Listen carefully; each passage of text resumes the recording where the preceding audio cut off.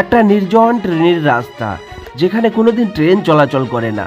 সেখানে দুটো সাদা রঙের পায়রা পাখি একটা আমের চারা পোতে, কারণ একটা গাছের জন্য। সেই গাছটাই তারা যাতে বাসা বাঁধতে পারে এবং সেই চারা গাছটি ধীরে ধীরে বড় হয়।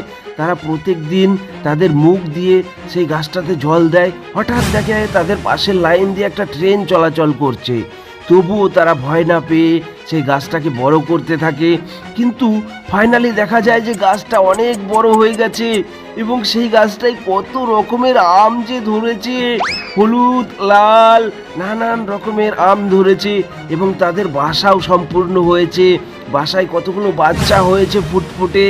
কিন্তু একদিন হঠাৎ সব শেষ।